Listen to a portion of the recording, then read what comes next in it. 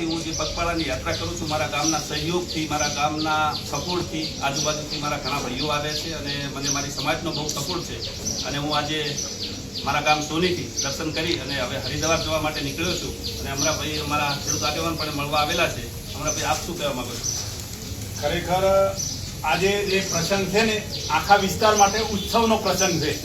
અને ખરેખર ભગવાન શક્તિ આપે કે જે હરિદ્વારથી સોનેશ્વરના ચરણો સુધી જે ગંગાજળ સ્વરૂપે જે આખા વિસ્તારમાં જે પવિત્ર થવાની છે, એટલે ભગવાન જયંતિભાઈને શક્તિ આપે અને આ યાત્રા સફળ થાય એવા તમામ વિસ્તારના પ્રજાના આશીર્વાદ છે.